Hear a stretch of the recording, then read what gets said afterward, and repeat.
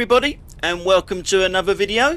We're just approaching Rose Hill Roundabout yet again, and I don't get past Rose Hill Roundabout without something going wrong. And this is no exception. As you can see, I'm behind the bus because I want to go straight on. And if you want to go straight on or turn left, you're in this lane.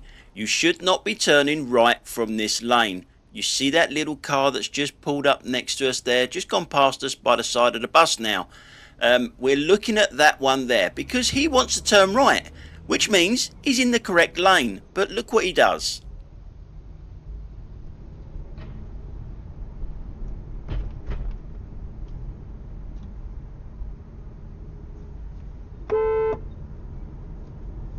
Yes, and I know a few people will be saying you shouldn't use the horn like that, but I don't care. I think he needs to be told that what he's doing was wrong. I know, again, that's wrong on my part, but so be it. And if you did see the last video I did, just on that roundabout back there, the Rose Hill roundabout, you would know that I said about this traffic coming towards us, where all the other entrances to the roundabout are pretty clear, and this one is always like this, and again, it's like this. But anyway, we'll crack on with today's video. It's one of them, I'm going to drive you somewhere and you've got to guess where I'm going.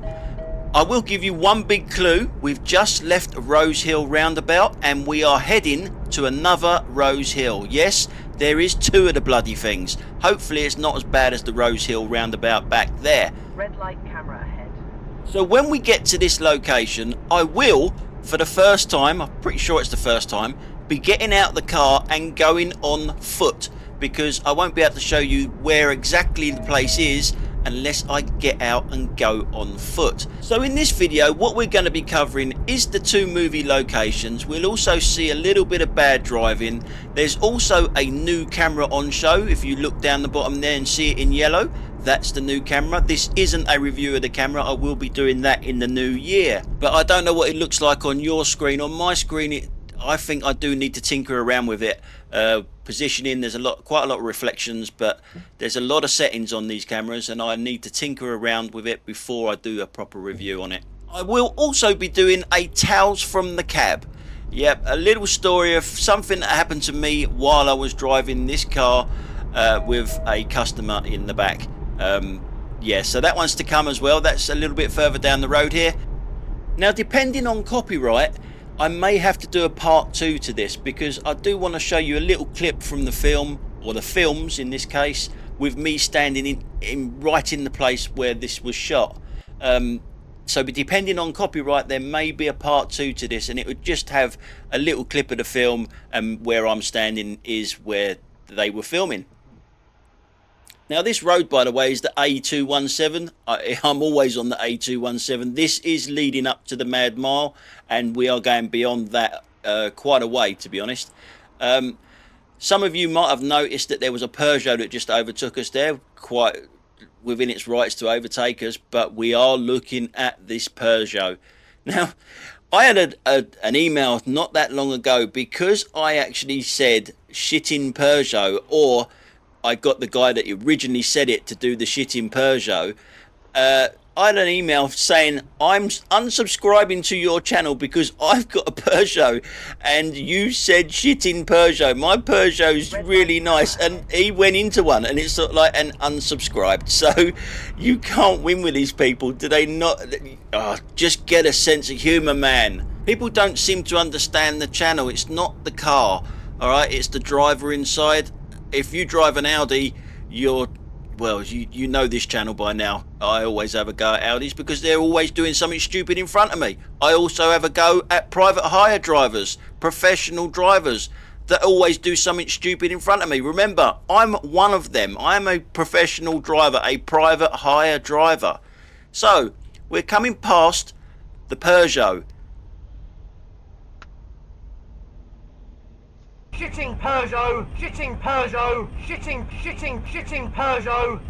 I've just lost a few more subscribers without a sense of humour. But then most people would say you have to have a good sense of humour to be driving a Peugeot in the first place. So obviously we are looking at the Peugeot. It's done nothing wrong so far, and it's still doing nothing wrong at the moment, but all of a sudden it just struggles to stay in the lane, and I do not know why. Hungover from the night before. We are Christmas party time.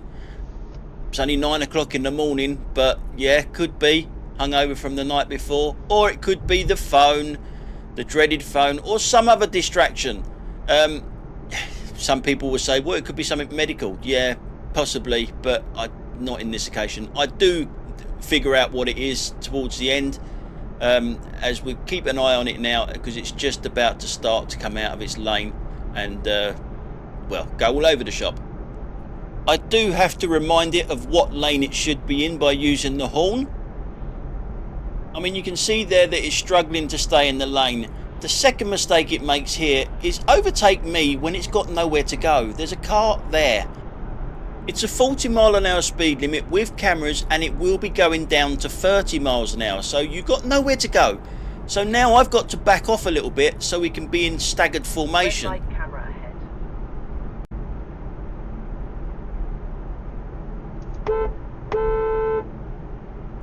Yeah, so I had to use the horn to let it know that it should be over to the right-hand lane. That's her lane. I do go up the inside a little bit here because I wanted to see what she was doing. Why couldn't she keep it in the lane? I couldn't see anything at the time. She wasn't looking over. She was looking straight ahead like she was in a trance or something. She does turn right up here, and you'll hear me in the car because I do go past and I do look over and I can see something, and well, then you just put two and two together.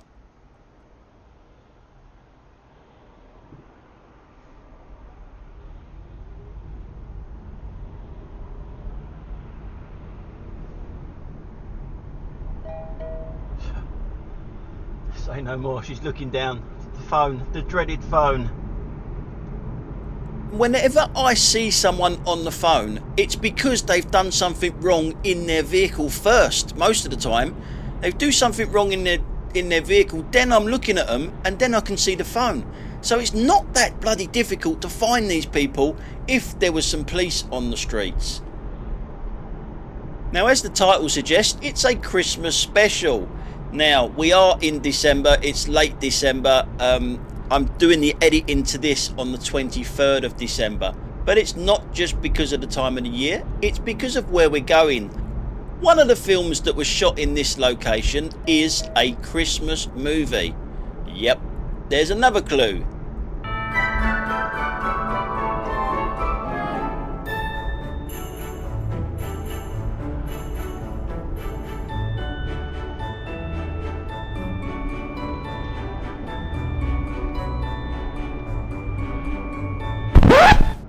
Yep, that's enough of that. Time to grow up. It's time for... Welcome to Tales from the Cab.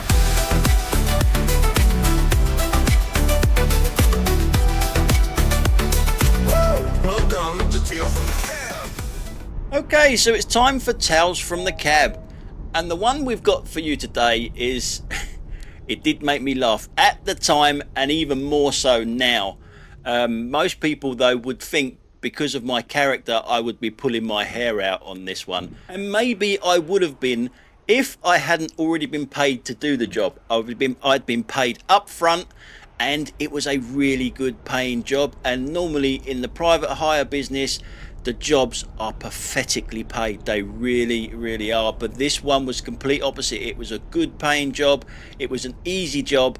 Well, it should have been easy, because I knew where to go.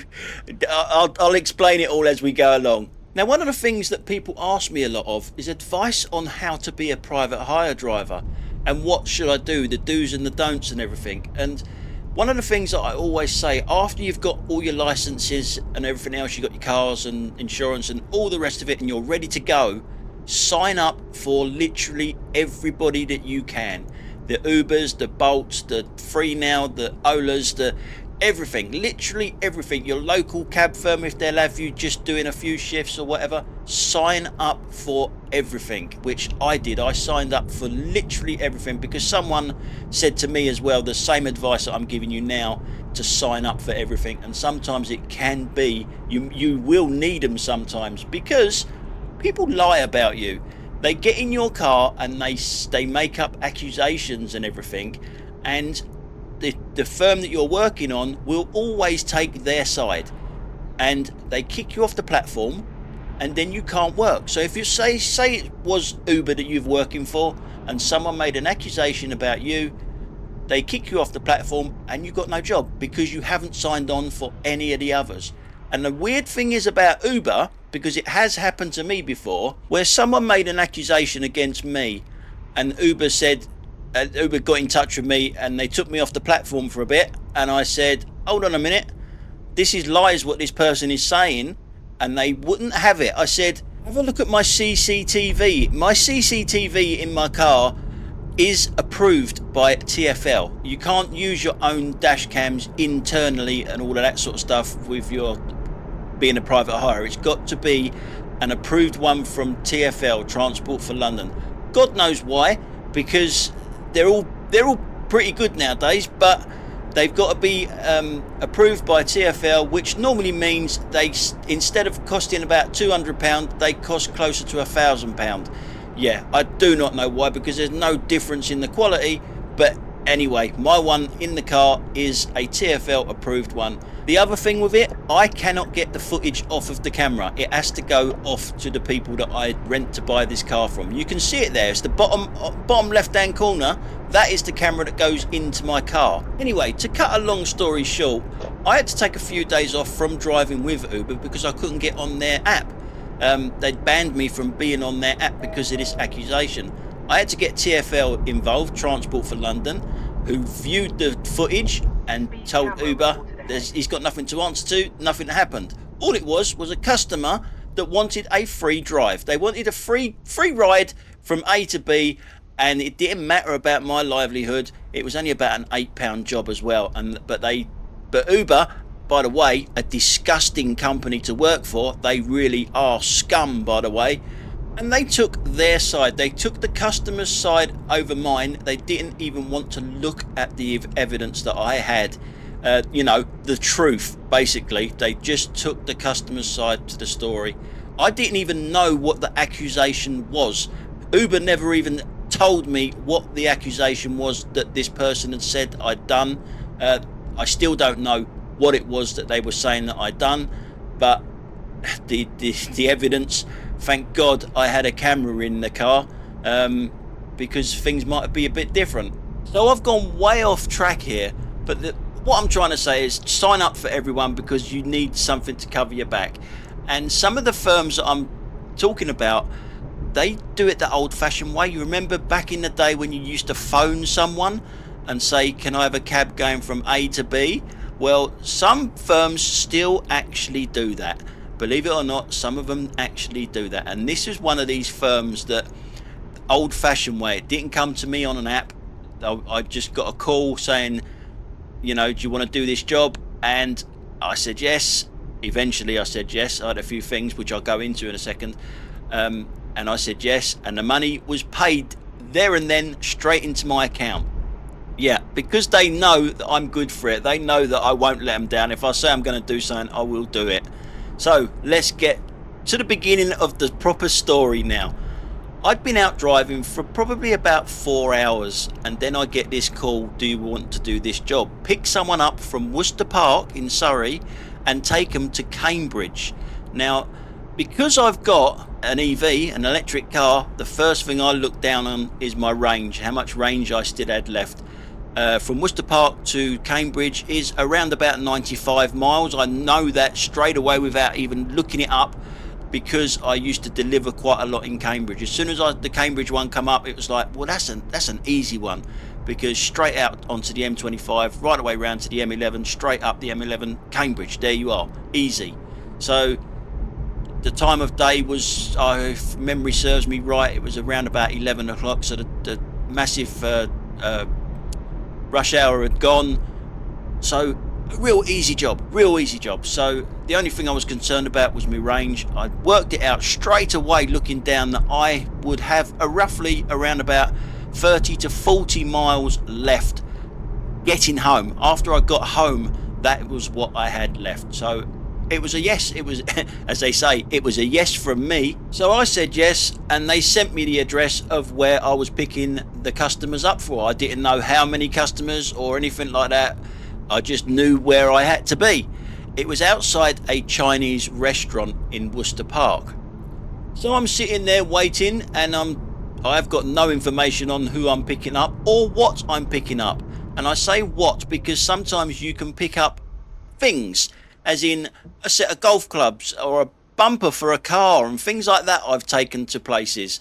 Instead of using a sort of courier service, they use someone like me. Not that a set of golf clubs or a car bumper is going to be walking down the road towards me.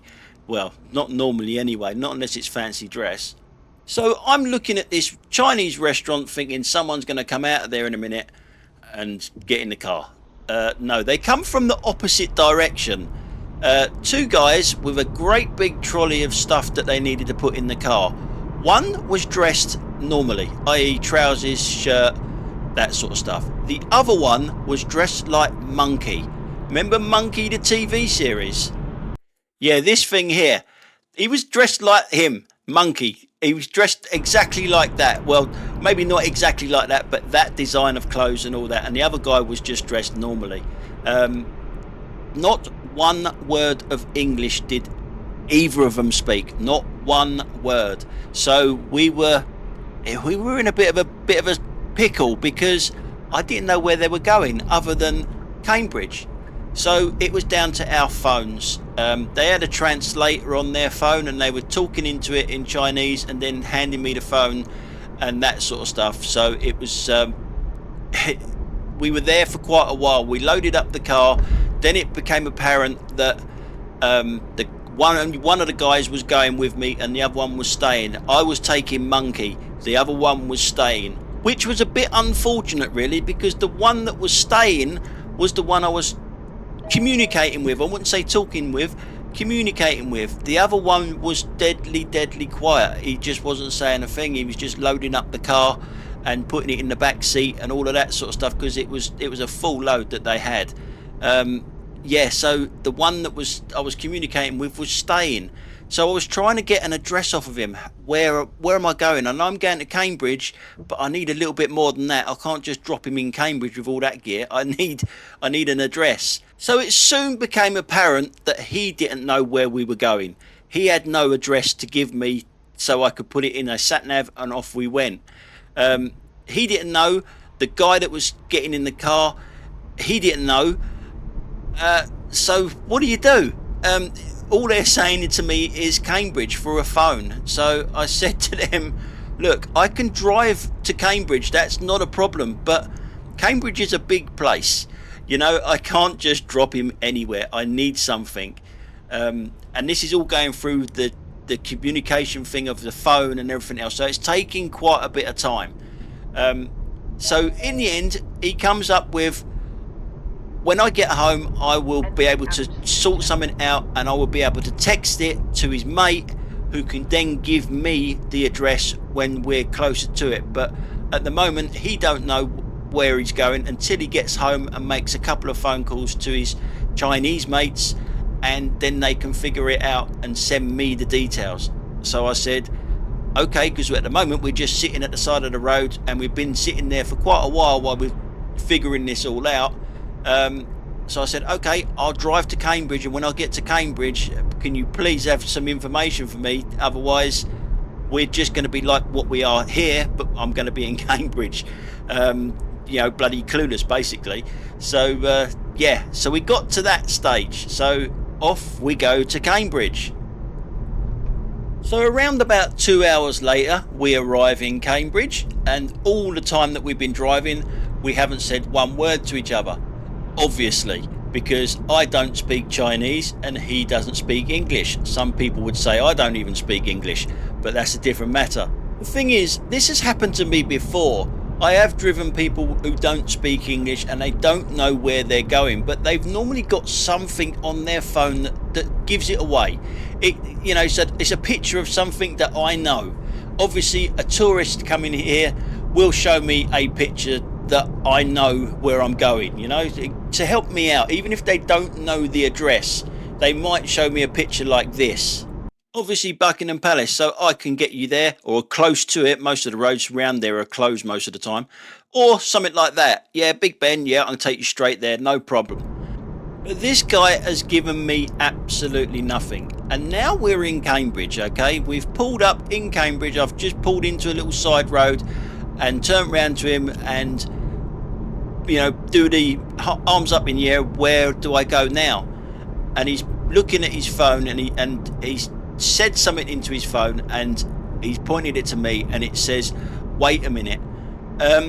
Wait a minute, we've just had 2 hours in the car and you're telling me to wait a minute. You could have done this on the way there, surely. So he's got on the phone. He's actually talking to someone on the phone in Chinese. Obviously, I haven't got a clue what the hell they're saying. And they're jabbering away for each other for 2 or 3 minutes. It seems a lot longer when you're sitting there just listening to nothing that you don't understand. And then he puts the phone down and then there's a little ping on the phone and a text has come through. A picture. Yeah, a picture of where we're going to go. Now bear in mind, I'm not from Cambridge. I know where Cambridge is and I know a few areas around Cambridge, but I'm not that good at Cambridge. So even if the picture was good, I might be struggling. But the picture I got was this. I got a picture of a bloody window and I'm supposed to know all the houses in Cambridge and put this geezer in that window. Yeah. And to be fair, if I knew where that window was, I might be putting him through that window as well. Because I was starting to get a little bit... My patience was running out slowly. Even though I was being well paid, I'm sitting on this road and we're going nowhere fast now. We're you know, you've had 2 hours to sort this out while you've been sitting in the car and you've sent me a picture of a bloody window. So it turns out after toing and froing with this app that the guy that he's meeting in this house doesn't know the address of the house. So we're in the shit basically. I can't get him to a house that I don't even know, and the guy can't even explain to me where the house is because he doesn't even know. He's sitting in the house but he doesn't even know where he is. Now I know a lot of you will be saying, oh come on, how can he not know where he is? But especially in my younger years, I've woken up places where I've been pissed out of my head the night before and woken up and thinking, where the hell am I? Yeah, I'm thinking maybe the guy's drunk in the place where he is. I do not know. So I come up with this idea. Now in my warped head, this was a really good idea. I downloaded the app that this guy was using and I translated something back into Chinese. This guy doesn't know where he is. So can he go out into the hallway and see if there's any post? If there's any post, can he see if there's a letter and send me a picture of the letter? It took a long time to do that, put it that way, but that was the general idea. It took a long time. So it's quite simple. Send me the picture of the letter that's in your hallway and I can get the address of it and then put it into my sat nav and I will be there as soon as I can. So it went a little bit quiet for a little while. Then all of a sudden a little ping went off and a picture arrived. This is the picture. Now this is not the exact picture, but it is close enough. It was the back of an envelope. All the good stuff is on the other side. I kid you not, I am not telling porcupines here.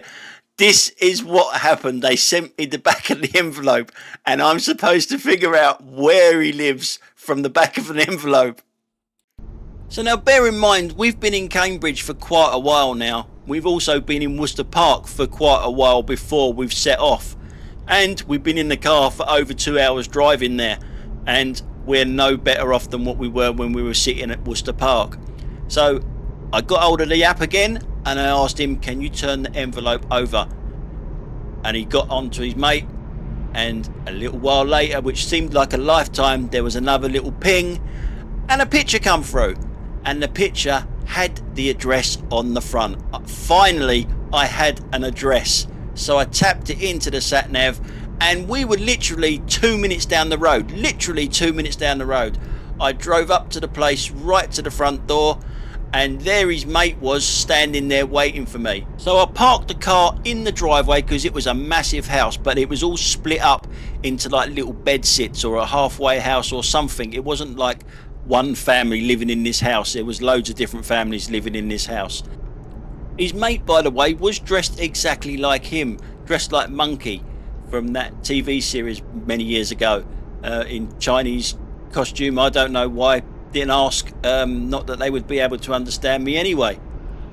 So we unloaded the car, and I was putting it on the doorstep, and they were taking it all the way upstairs to the to his new room, new flat, whatever it was that he was taking it into. I didn't go inside the house. And at the end, after we got all the stuff out, they checked the car out, make sure that they didn't drop anything or anything like that. We closed all the doors, and they then bowed to me. Yeah, they bowed to me like proper Chinese bow, and me, like a total bloody idiot, did the same again, but Bruce Lee style. I didn't take my eyes off of the opponent. You know the clip? Never take your eyes off your opponent, even when you bow. Yeah, that one. I never took my eyes off of him when I bowed. And then, as I came up, the one that I've just taken all the way here, he turned round to me and he said in perfect English, "Thanks, Tony, you've been great." In perfect English. He knew how to speak English. The bastard was winding me up all the way there. He wound me up with not being able to speak English. I couldn't believe it. I'd fallen for it. I'd hook, line and sinker. The whole lot. The pair of them were laughing their fucking heads off, and I was going red. I was going like bloody beetroot, I'll tell you. And the company that I work for was in on the joke as well. They obviously know my character and know that I would fly off the handle, but I didn't. I let them down in that way. I normally fly off the handle, as you know that I've got a bit of a short fuse, but if they'd have given me silly money, I probably wouldn't have taken the job. So they probably had to give me decent money anyway to get me into the car, and they probably thought he's still going to blow his top, but that didn't quite work out. But I did fall for it. Hook, line and sinker, big time. Okay, so that was your tales from the cab. Hopefully I've still got a few people still watching. So let's get back to the filming locations now. If some of you have been paying attention, you'll know where we are. Some of the local ones will know where we are and where we're heading towards. We are heading towards Dorking, where that woman beat me up in the car. We're on the A25 at the moment. We're sort of going round Box Hill, if you like. Box Hill is over to the right hand side. But we're not stopping at Dorking, we're going straight through it. Oh yes, we're going straight through it and out the other side to a lovely little village where these two films were shot. Now they're very well known films. One of them was filmed in 2004, the other one was filmed in 2006. So not too far away from each other, time wise, and they were filmed in exactly the same spot. The thing that I always find a little bit weird with the location that we're going to is that the roads and everything are so tight. They're really tight country little lanes, and they've had film crews trying to get all their lorries and equipment and everything else down these tiny little roads. They could have maybe picked somewhere a little bit easier to get to. You'll see what I mean when we get closer to it. We're still quite a way away from it at the moment. Now I'm going to put both of these films together here with the plots, because both of these films have got the same plot really. It's all about relationships. It's all about three women, again putting two films together, three women and their relationships with men. And you know what that means, fellas, don't you? Yeah, they're chick flick films, yeah, women films. And one of these films is the sequel, so, and there is a third one as well. So there's another clue for you. And we are going to be staying in Surrey for this one. It's sort of like in between Guildford and Dorking. It's about sort of in the middle-ish of both of them. And you know, when I do these videos, I never know what's for the best, whether to fast forward these bits or just let you see the scenery, because I do have quite a few subscribers that are from this area and they've moved away from the area and they just want to see what it looks like. They're not interested in all the argy-bargy on the roads that I show. They just want to see the area, what it looks like now from when they were here, when they were a kid, before they moved away a lot of the time. Yeah, so if you've got a preference to that, just let us know in the comments down below. I will go with the majority, as I always do when I ask these questions. People, you know, say things, and I do take them all on board. I mean, it's like a lot of people were saying that you should be doing longer videos, stop the 10-minute ones and maybe do half-hour ones. And I've gone along with that recently, as much as I can do anyway. Sometimes you just can't, but as much as I can, I've gone to whatever you guys have, the majority of you have said, because it is all about the audience. If I haven't got the audience, then this will not work. It's simple as that. It's I'll be doing this for nothing. I'll be talking to myself, and most of the time I do anyway.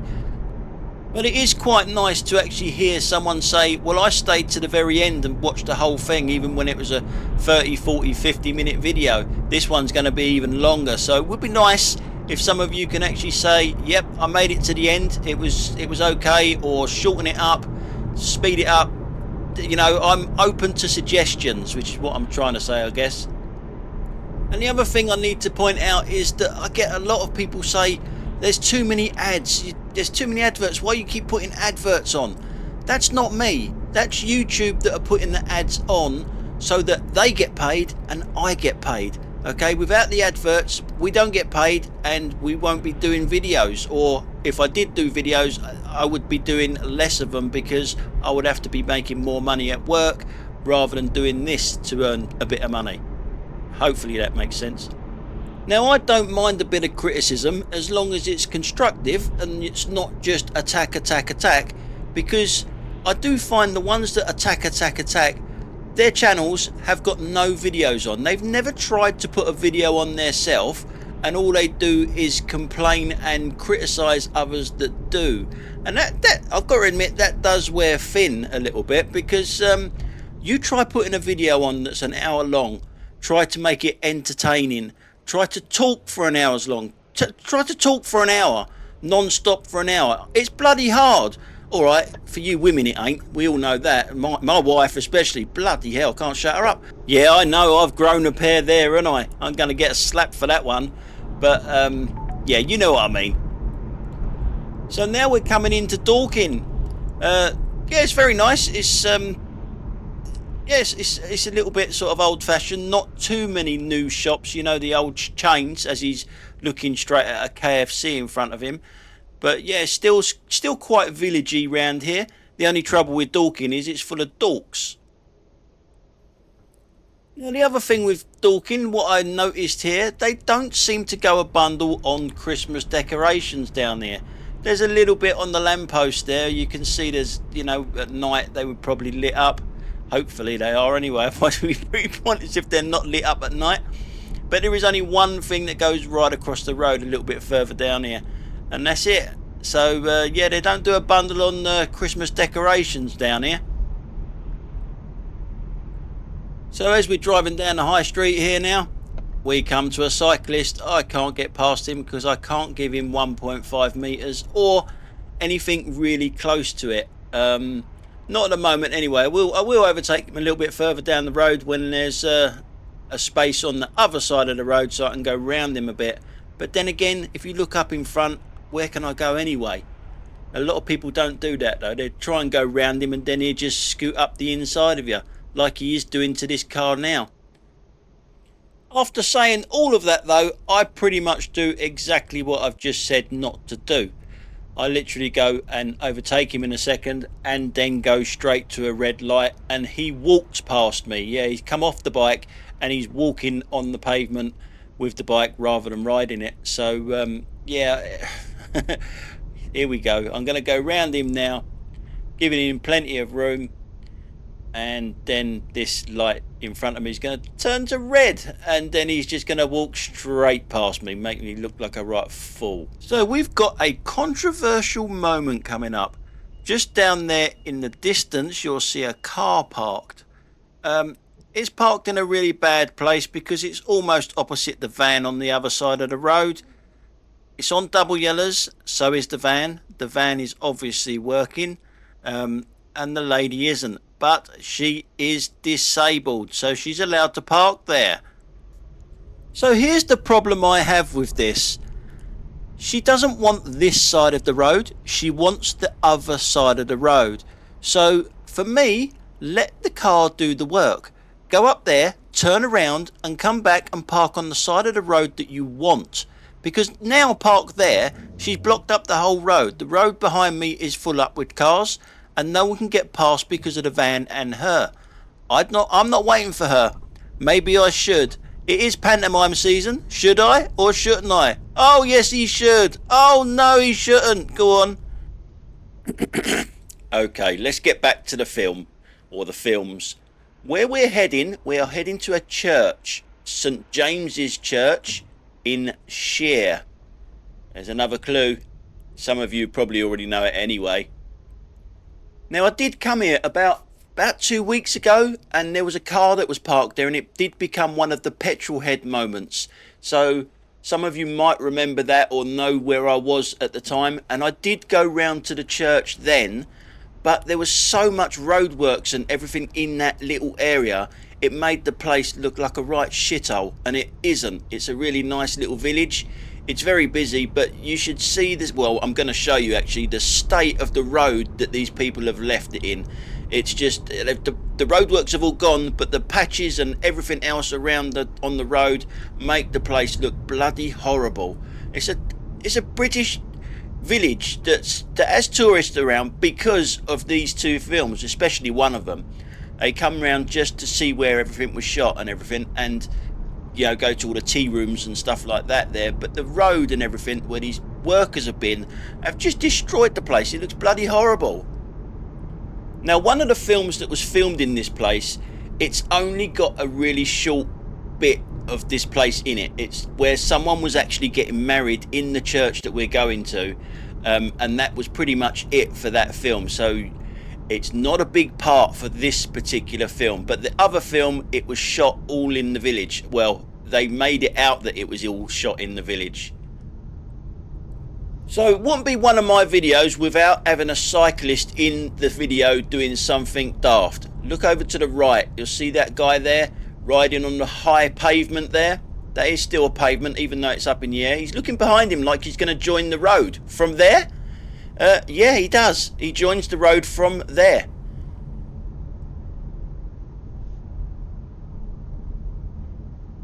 I mean, he looks old enough to know better.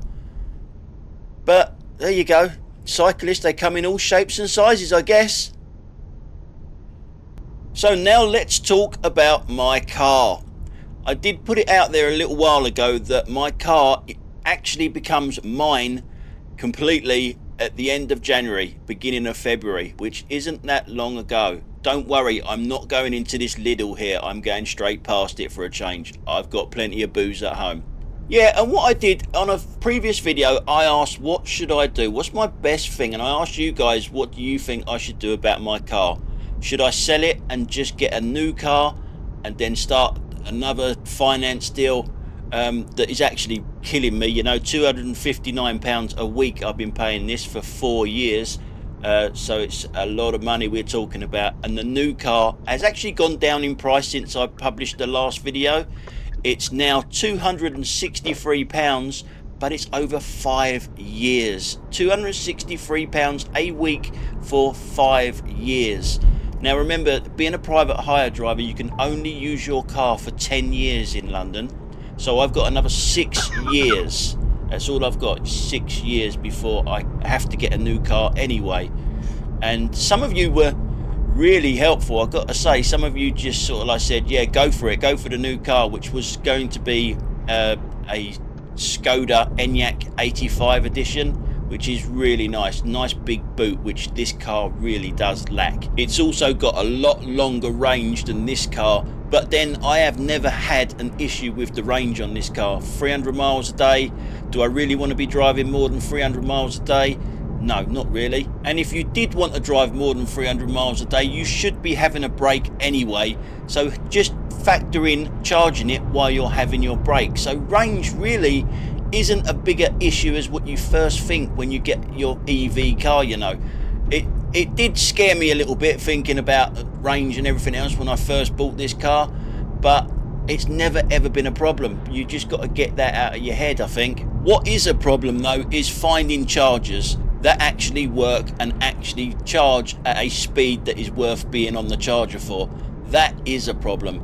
It's nowhere near, the infrastructure is nowhere near where it should be if they want us all to go to electric eventually. It's nowhere near it. It is getting a little bit better, but in the 4 years I've had this car, it's not gone quick enough, nowhere near it.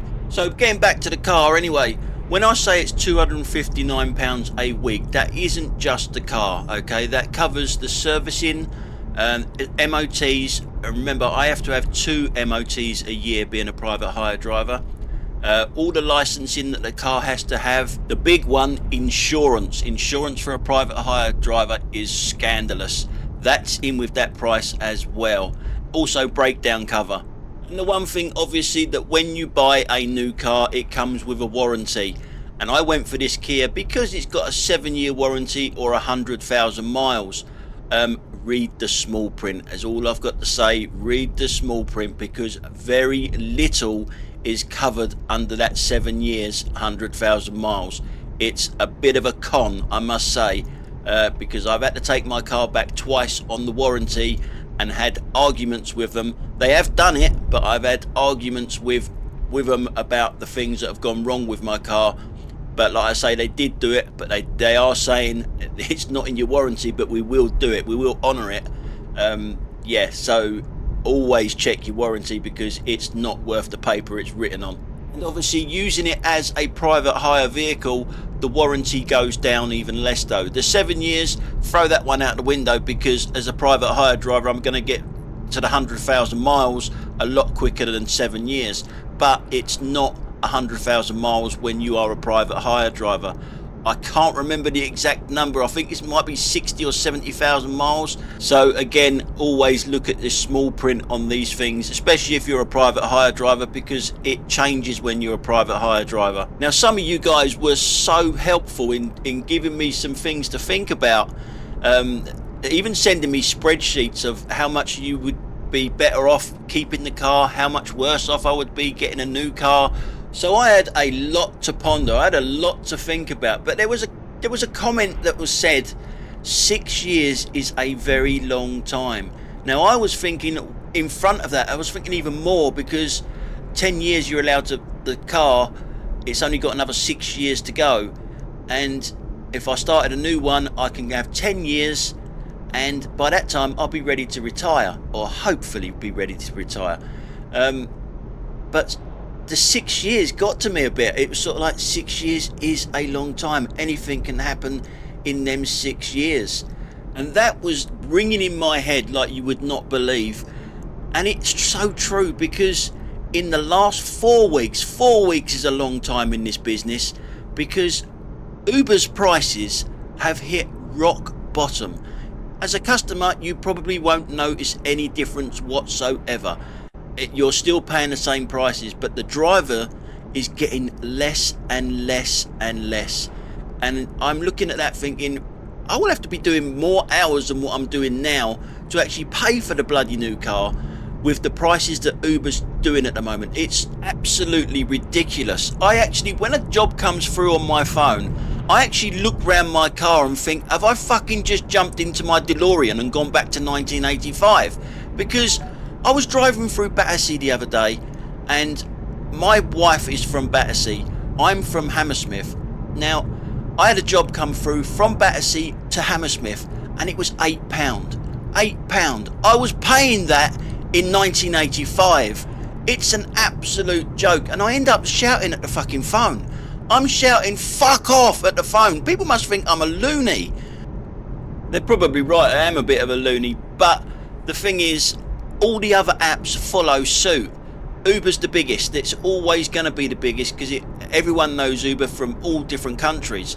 and they're allowed to do pretty much what the hell they want with their pricing, and all the other apps follow suit. Some of them even try to do it even cheaper than Uber. For the driver, that is. I'm talking about the driver side of it. You're still paying quite a lot of money, but the driver is getting hardly anything. It's supposed to be a 25% that they take off us. It's more than 25% that they take off us. We all know that. When you get into conversations with a customer, they will tell you sometimes how much they're paying, and I look and show them what I've been paid for the job. And when I went to school, 25% was 25%, not 50%. You know, it was a big difference. Yeah, so we are being totally ripped off by this company and all the other companies. It's not just Uber, it's all the other companies that have got to keep, they've got to keep up with Uber. So Uber's setting the mark and everyone else is following them. So what they call it is the race to the bottom, and it really is the race to the bottom. The trouble is that someone is doing these jobs. That's the thing. I look at a job when I get and it comes up on my phone. I might even be driving in that direction, but if I look at the price and think that is ridiculous, that should be about a £5 more than the £5 you're offering, and I won't do it. And I could be driving to exactly the place where that job is finishing, but I will not do it out of principle. And these other drivers are doing it. They're being so ripped off, and yet, you know, you can't tell them. You keep telling them, look, the more you keep doing these jobs, the lower the prices are getting, because you're doing these jobs for practically nothing. And well, you can't get through to them. They just keep doing it, and keep doing it. There's no solidarity, I guess. You know, we're all self-employed, and you all got to earn a living, but there's a way of doing it. You don't get ripped off. So the bottom line is, because of the private hire industry is so bad at the moment, the pricing is just so ridiculously stupid, I'm keeping the car that I've got. The Kia e-Niro is staying with me for at least another year, and I'm going to reassess it after a year. I'm still going to have massive outgoings because obviously the insurance is ridiculous on these things. Even though I've never ever had a crash, I've still got to pay nearly £4,000 because I will be starting again at the bottom of having no claims as well. So because I'm on another insurance policy, if you know what I mean, where I'm not building up a no claims bonus. So I'll start again at the bottom, which would be close to £4,000, I reckon, on insurance. So my outgoings are still going to be pretty bad, but obviously they're going to be a lot less than taking on a new car. So hopefully, the plan is anyway, because I can't see any future in me being a private hire driver, to be honest, anymore. The plan is to actually work on this channel a bit more and actually get some more videos out, get into some sort of schedule as well, because I haven't got any schedule whatsoever. It's just when I've got time to edit and put videos together, I'll do it. It would be nice to have, like, right, I'm going to do a video Monday, do a video Wednesday, Friday, whatever, and stick to that schedule, so you viewers know when my videos are coming out rather than guessing. And hopefully you're clicking the little bell so it notifies you anyway when I get a new video out. So a little point of interest in this video here, over to the left hand side you'll see some unusual things being made of wood, dinosaurs and stuff like that, reindeer and all, you know, all sorts of things. See it there? It's quite interesting. I will show you it from the rear camera. Looks like it's all done with scrap pieces of wood as well. We go past the car showroom here.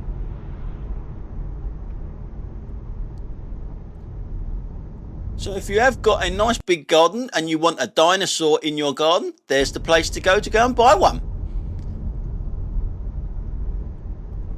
So we get back to the movies now, and another clue. One of the films is very British. It's supposed to be very British, and yet the person who's playing the lead character is American, but she is pretending to be British, or not pretending, she's acting that she's British. In the other movie, the lead actress in it is American again, and she is playing an American in the film. And as I said at the beginning of this video, we just left Rose Hill Roundabout. Well, what we're looking for is Rose Hill Cottage, where the lead character in this film was living. I say lead character, there was two lead characters really. The other one was in America. She went by plane this time rather than a ship that sinks. And as you can see around us now, it's starting to get a little bit frosty. The grass and some of the rooftops are getting a little bit white, and it was all white in this Christmas movie. It was snow everywhere rather than frost. Unfortunately, where we're going, there is no frost. There is nothing. It's just normal. But you can see on the sides, it's getting a bit frosty around here. And we're only about 10 minutes away now. In actual fact, it's a lot less than 10 minutes. I should have done a bit more research into where I could park. We're only about 5 minutes away, but I didn't do no research into where I could park, and I went around the houses a little bit like a bloody donut, trying to find somewhere to park. And then I suddenly realised that there is a huge, massive car park, and it was free. It was free for over the Christmas period. The council around here have made the car park completely free, which was a really nice touch.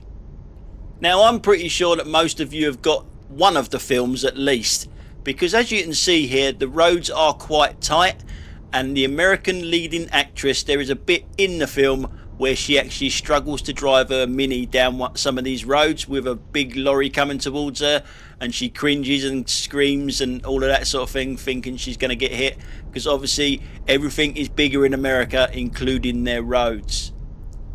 So now we're in Shere, and we're just driving down here, and we will be doing a left in a second. And as you can see, the roads are quite tight, not a lot of room, and it does get even tighter than this. So we'll be turning left up here, where one of these films was shot, right at this church, St James's Church, that we're going to. Nice little village, quite busy though for a little village like this. Now this over to the right hand side, I will pause it, used to be the old fire station. It's now a public toilet. Yeah, how things change, eh? So over to the left hand side is the church. I can't get down there because some numpty's parked that close to it. Why you would park that close to the edge of the turning, I do not know. The pub on the right hand side was used in the second film that I'm going to show you in a second. But then we stay on the first film first, if that makes sense. This church, from this angle as well. I'll just pause it here. Does that ring any bells with anyone? It's only in a film for a little while. This is the film, the Bridget Jones, the second one, The Edge of Reason. And this is the clip. Hopefully copyright is not going to pull me on it. And that's the little archway that they come through when her parents get married, and she gets tossed the bouquet and falls arse over tit. So that's it for film number one. How many of you got that right? And look at the state of this road, where they've been digging up this road. I mean, it's a lovely little village with a lovely church there, and they've dug up the road so many times and left it in this state.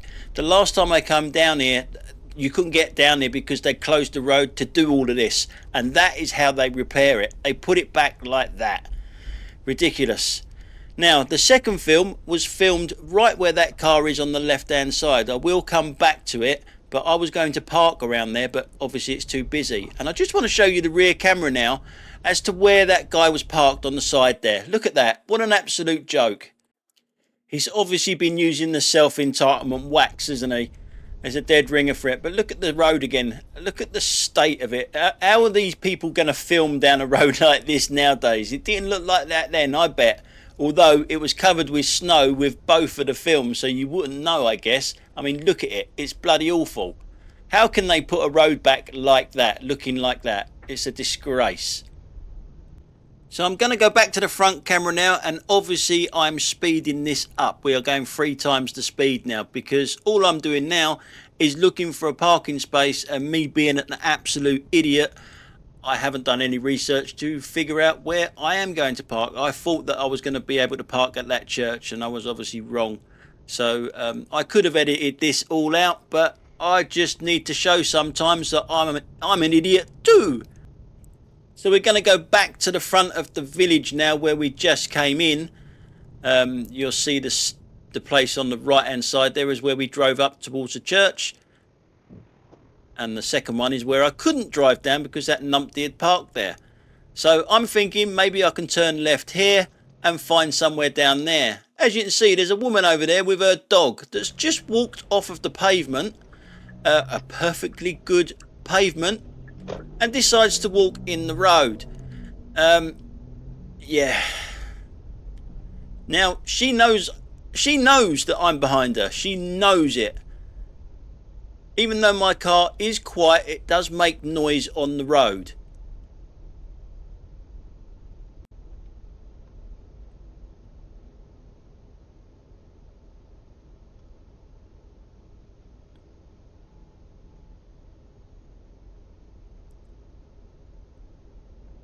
Yeah. Oh, yeah, there you are. Now, it's only when I got here that I could see that I couldn't go straight on, and left is a private road anyway. So I got nowhere to go because although I can drive down a private road, I can't park down the private road.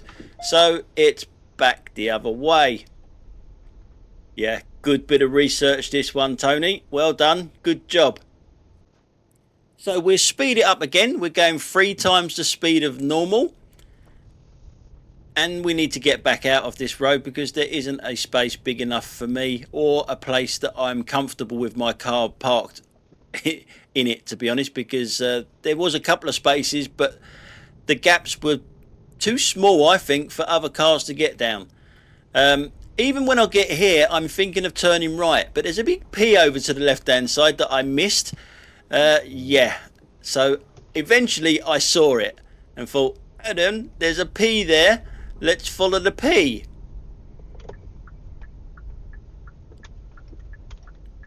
And then you go around here.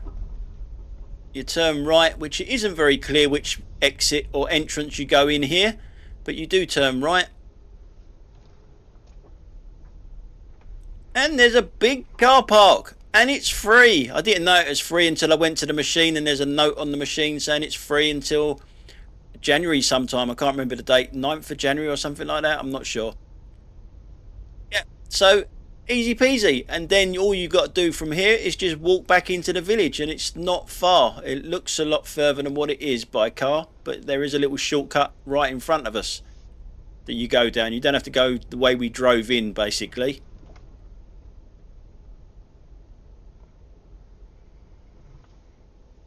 And then we park up eventually. Hurry up, get a move on. Now there is a method to my madness here as to why I'm driving in rather than reversing in, is because I want to get to my boot and put my boots on, because where I'm walking I'm pretty sure it's going to be muddy as hell, so I didn't want to walk and stand in the grass there to put my boots on.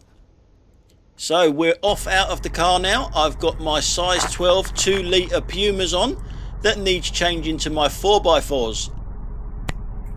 My magic didn't work. You know why? I didn't use the magic word. It's always a naughty in the fast lane. That's better. So we're back up at the church now, and there's something going on in the church that involves a lot of children. So if you see the camera go off target a bit, it's because there's a child quite close to me, and you know that you shouldn't be filming children. So if you do see me walking down a road like this that looks horrible, you'll see the camera sometimes go off to the left and just pick up something random. It's because there's a child quite close to me. That's the only reason why I'm not having a bit of a Benny moment and not being able to hold the camera still. It's because there's children about.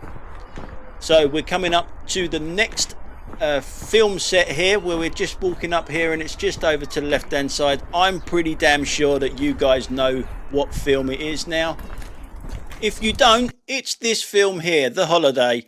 Yeah, with Cameron Diaz, Kate Winslet, and well, a few others, but they're the 2 main characters in it. And this is the bit where Cameron Diaz got dropped off by a rubbish cab driver, I might add. Why the hell you would drop Cameron Diaz off in a dodgy place, I will never know. So here's the bit where the dodgy cab driver drops her off. What a muppet. Why the hell would you drop Cameron Diaz off there when this is all snowed up and everything else? I will show you a little part of it. Hopefully copyright will let me use it as fair use. So here it is. This is where she got dropped off, right there. Now, Cameron Diaz, seriously, why would you drop a woman like that off here? I mean, I would walk over broken glass barefooted to stick candles in this woman's shit. So she gets dropped off here, and then she has to go trundling off down this road here where the cab driver wouldn't drive down because he couldn't turn the car round, apparently. That's the road where she was dragging that suitcase. So the next thing we got to look for is Rose Hill Cottage. I'm pretty sure I know where this place is. There it is. But let's try and see if we can find it here. There's the church in the background, so we got to go uphill a little bit and try and find it. There we go, Rose Hill Cottage. So off we trundle to try and find Rose Hill Cottage. Now at this point I'm so glad I brought my boots, because we've got to walk down a little public footpath here that's quite muddy. It's overhanging with bushes and barbed wire on one side. So I say it all the time in my videos, the camera doesn't do this justice of just how tight this is. I'm walking like a question mark down here. It's very low for me, so I'm just over 6 foot, 6'2" I am. My shoulders are either in the bushes here or they got to be touching the barbed wire, so I'm in the bushes. So I'm speeding this up here because it is quite boring, there's not a lot to see. And again, if you see the camera going off to the side, it's not just because I'm looking at the view like that, it's because there's a child or something like that. In this case, I am just looking at the view, but normally I turn the camera away from the children or other people as well. They don't want cameras on them in this sort of environment. As a Londoner, I found it very, very strange that out here that everybody I passed said good morning, hello, how are you? They were all very, very friendly. Yeah, as a Londoner, we don't do that anymore. We used to years ago, we don't do it now. Now, I'm just showing you the view here, how nice it looks there with a bit of frost on the grass here. And Rose Hill Cottage should be over to the right hand side here, just where that big tree is. We will come back to it in a second. I'm just going up here just to confirm in my own head here that the angles and everything else is correct from where Cameron Diaz was standing at the front of the cottage. Again, I could have done research and done this a lot bloody quicker than what I did, but yeah, that would be too easy for me, wouldn't it? So you can see the top of the church there, and I think that I need to be over there. That's where the cottage should be.